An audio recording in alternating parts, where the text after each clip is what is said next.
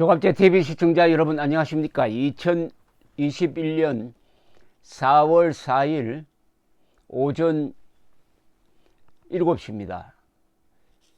이번 주말에 단연 화제는 공수처장이었습니다. 김진욱 공수처장이 피의자 신분인 이승윤 서울중앙지검장을 이게 조사인지 면담인지 모르겠는데 어쨌든 만나면서 자기 관용차를 내어서 들어오게 했다. 아무 기록도 남기지 않았다. 그리고 면담한 기록도 남기지 않았다. 자세하게 남기지 않았다. 이렇게 해서 황제 조사다. 이승윤 중앙지검장에 대한 특혜다. 그러면 앞으로 모든 피의자가 검찰이나 공수처에서 부를 때 그 관용차 내어달라고 해서 타고 들어가야 이게 맞는 것 아니냐. 이렇게 지금 조롱거리가 되고 말았습니다. 이 김진욱 씨가 처신을 잘 못한 거죠. 근데 이 김진욱 씨가 앉아있는 이 자리가 어마어마한 자리입니다. 고위공직자 수사처 이름부터 겁나지 않습니까? 더구나 군 장성까지 추수할 수 있습니다. KGB와 비슷한 막강한 권한을 갖고 있습니다. 검찰, 경찰, 대통령, 대법원장까지 수사 대상입니다.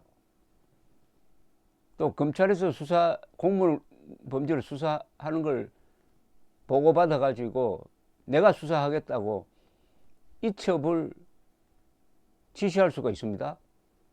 그게 항의할 방법이 없습니다. 그렇다면은 이 공수처장이 될 사람은 그 직급상 경력이 아주 단단해야 합니다.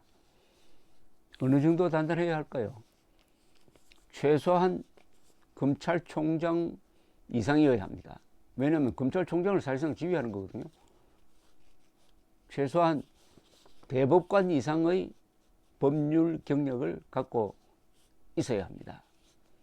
특히 수사기관이니까 이 수사 경력이 단단해야 합니다. 그런데 이 김진욱 변호사입니다. 그전에는 이 경력을 보면은 눈을 씻고 봐도 수사가 없습니다. 판사한 적은 있는데 이건 뭔가 좀 이상하죠. 왜 이런 인사를 했을까? 우선 이분 경력을 보면은 서울대학교 인문대학을 졸업을 해가지고 다시 이 헌법 수업을 듣게 되면 대학 4학년 때 헌법 수업을 듣게 되면서 사법시험을 준비하고 서울대 대학원 법학과에 진학한 아주 특이한 경력입니다. 서울대학 대학원에 재학 중인 1989년에 제31회 사법시험에 합격하였고 법학 석사 학위를 취득하였다. 공군 법무관을 거쳐 1995년 서울지법 북부지원판사로 임관했습니다. 그리고 서울지방법원 판사를 거쳐 1998년 변호사로 개업했는데 여기에 1999년 조폐공사 파업유도 사건 특별검사실 특별수사관으로 일한 게 딱 유일한 수사 경험입니다. 이건 그러니까 이 말단 수사 경험, 뭐 이런 수사 경험은 형사 한 2, 3년 한 경험과 비교해도 뭐 별 것 아닙니다. 하버드 로스쿨 석사, 헌법재판소 헌법연구관, 이광국 헌법재판소장, 비서실장 등등등. 근데 이 사람을 어떻게 해서 이 중대한 자리에 추천을 했는지가 참 수상합니다. 대한변협이 추천을 했는데 이 대한변협이라는 기구가 이게 믿을 수가 없는 기구가 되어버렸습니다. 이 정권에 의한 헌법 파괴, 법률 파괴가 일어나도 대부분의 경우에 대한변협은 침묵하고 있습니다. 과거의 대한변협은 회장은 검찰총장이나 대법원장과 같은 급에서 헌법 수호, 인권 수호의 가장 중요한 기구 중에 하나였는데 이 변호사들의 성향이 바뀌니까 대한변협의 활동이 거의 눈에 띄지 않습니다. 눈에 띄지 않는다는 것은 변협의 가장 중요한 이유는 국민의 기본권 보호고 정권의 권력 남용을 견제하는 것인데 그 임무를 하지 않고 있다는 거죠. 그런데 대한변협이 김진욱 씨를 초대 공수처장 후보로 추천했다 이겁니다. 추천 이유가 김진욱 씨는 정치적으로 특정 정당에 소속되거나 이념적으로 치우치지 않는 등 정치적 중립성과 독립성이 확실히 보장되는 사람이라고 설명을 했는데, 이승윤 씨가 이 정권의 주구 역할을 한다고 해가지고 언론으로부터 집중 조명을 받고 있는 것은 여러분 잘 아실 겁니다. 인권 옹호로 유명한 검사가 아니라 권력 남용으로 유명한 검사고, 이 사람이 손댄 수많은 사건 중에서 예컨대 완전히 헛짚은 사건이 그것 아닙니까? 채널 A 기자와 한동훈 검사장이 공모해가지고 여권 인사를 혼내려고 했다 하는 엉터리 제보에 기초해가지고 조사를 해보니까 한동훈 검사장은 아무 관계 없는 걸로 밝혀져도 아직도 무혐의 결정을 하지 않고 있는, 오로지 정권에 충성하는 이런 사람이니까 관용차를 내가지고 모셔와가지고 피의자를 쉽게 말하면 모셔오듯이 해가지고 면담인지 조사인지 했다는 건데, 이 경력에서 대충 이해는 갑니다. 쉽게 말하면 이 완장 찾다는 이야기죠. 완장을 채워주었다는 겁니다. 완장. 저는 공수처장이라는 완장을 찬 사람이라고 봅니다. 김명수 대법원장은 대법원장이라는 완장을 찬 사람이지 그 사람이 대법원장 될 경력이 아니잖아요. 2017년에 대법원장으로 임명되었을 때 이 사람의 직급이 춘천지원장이었습니다. 춘천지원장이 지방법원 중에서도 아주 작은 춘천지원장이 대법원장이 임명되는 것은 사단장이 군단장 다 띄고 바로 육군참모총장이 임명되는 것과 비슷합니다. 그러면 통솔이 될까요? 되긴 될 겁니다. 그러면은 아주 충성을 다하겠죠. 아니, 사단장이 육군참모총장 되면 얼마나 기분 좋겠습니까? 그렇게 특전시켜준 사람에게 충성 안 하겠습니까? 김진욱 씨도 마찬가지 아닙니까? 수사 경력이 거의 없는, 전혀 없다고 해도 마찬가지입니다. 거의 없는 사람을 수사 부서의 최고 자리에 앉혀놓으니까 이승윤 같은 사람을 어떻게 모시겠습니까? 아마 김진욱 씨는 이승윤은 자기보다 훨씬 더 힘이 세다, 특히 대통령으로부터 신뢰를 많이 받고 있는 사람이다. 근데 신분이 지금 피의자가 돼가지고 공수처가 조사를 해야 될 판이다. 그러면은 어떻게 처신하겠느냐? 완장찬 사람. 오늘 제가 테마를 완장으로 잡았어요. 완장이라는 소설이 하나 있습니다. 윤흥길이라는 작가가 쓴 분인데, 이것은 저수지 관리인이라는 완장을 찬 이 논팽이 비슷한 사람이 그 마을에서 그걸 권력이라고 믿고 발호를 하다가 비참하게 토사구팽되는 이야기인데, 그 윤흥길 완장에 대한 인터넷상에 독후감이 이렇게 딱 정리가 되어 있습니다. 완장에 짓밟히다가 완장을 차고 과유불급을 모르고 호가호위하다가 토사구팽당하는 종수를 통해 권력의 속성을 보여준다. 과유불급은 지나친 것은 모자란 것보다 못하다 이런 뜻이고요. 호위, 호가 호위는 뭐냐? 이 앞에 호자는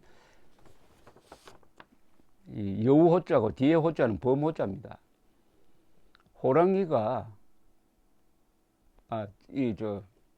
여우가 호랑이 행사를 한다는 겁니다. 여우가 호랑이 힘을 빌려 가지고 큰 소리 친다는 겁니다. 여우가 장난을 칩니다. 호랑이 보고 내가 얼마나 힘이 세는지 한번 보여주겠다. 나를 한번 따라와 보라.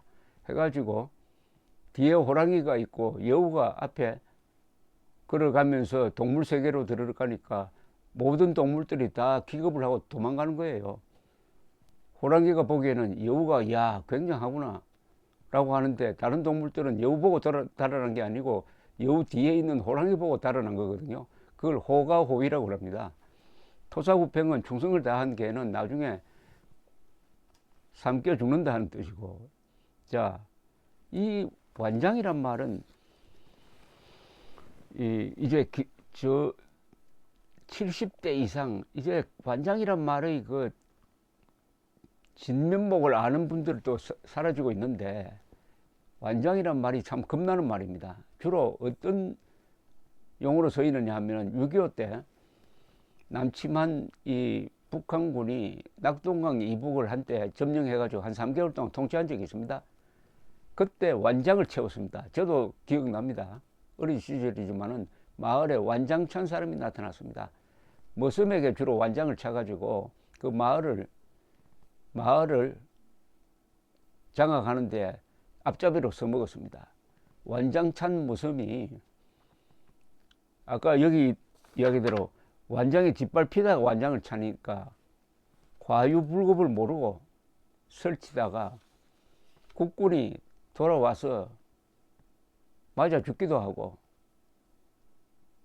그런 사태를 피하기 위해서 월북하기도 하고 하는 이런 일들이 전국 곳곳에서 벌어졌습니다. 그래서 머슴에게 완장을 채워주면은 충성하기 위해서 물불 가리지 않는다. 또 공산당이 그런 걸 이용하는 데는 선수입니다. 공산당이 그런 걸, 문재인 정권은 공산당은 아니지만은 계급투쟁론이라는 좌익의 근본적 세계관을 공유하고 있죠. 그게 민중민주주의란 말로도 나타나고 인민민주주의로 나타나고, 어쨌든 자유민주주의에서 자유를 빼는 민주주의를 강조하는 사람들이 계급투쟁론입니다. 이 계급투쟁론에 한번 빠져들면 행동이 비슷해집니다. 이 문재인 정권의 완장 인사가 바로 김진욱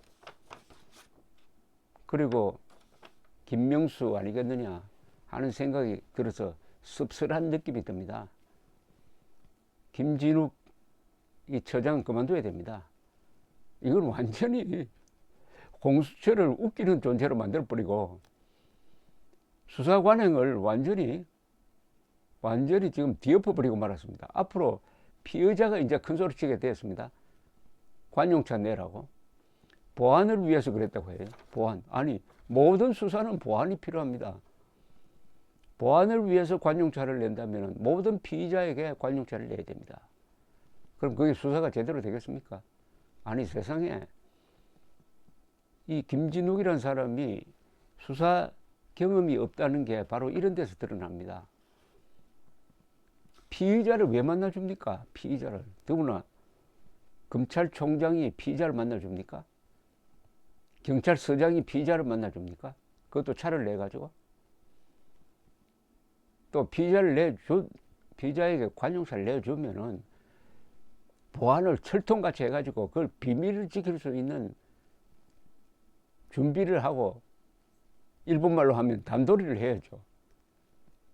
어떻게 들통이 나도록 합니까? 이건 무능한 겁니다. 무능한 겁니다. 이런 무능한 수사 경험이 없는 공수처장은 경찰 경험이 많은 경찰 검찰에 완전히 농락당합니다. 아니, 권력만 있다고 해가지고 다 되는 게 아니잖아요. 실력이 있어야죠. 권력과 실력을 같이 갖추지 않으면은 농락당해가지고 공수처가 웃기게 되고 공수처는 또 직원 숫자가 적잖아요. 공수처의 유일한 기능이 하나 있을 겁니다. 그것은 문재인 정권의 불리한 수사는 경찰, 검찰로부터 다 받아와가지고 그냥 묵혀둬버리는 거예요. 수사를 안 하는 거예요. 그러니까 수사 은폐처가 되는 거지. 그러니까 부패한 공직자 수사 은폐처 역할. 지금 시대의 거짓말쟁이 김명수 대법원장, 완장찬 사람의 전형적인 형태를 보입니다. 이 사람이 대법원장에 임명되었을 때 당시 양승태 대법원장에게 인사하러 온다면서 관용차 타고 오죠. 이 사람도 관용차를 안 탔어요. 안 타고 버스 타고 와가지고 버스 타고 아마 지하철로 갈아탄 것 같기도 한데요. 인사를 하러 가니까 얼마나 깊은 인상을 주었습니까? 인사하러 오는 것은 이건 공무가 아니니까 내가 관용차를 이용할 수 없다. 그런데 그 뒤에 밝혀진 정체는 뭡니까? 대법원장이라는 자가 여당 국회의원이 어느 판사를 찍어가지고 지금 탄핵할지도 모른다. 탄핵할지도 모르니까 사표 나는 걸 막으면서 당신 탄핵당하고 나가라고 한 것 아닙니까? 완장찬 대법원장, 완장찬 공수처장,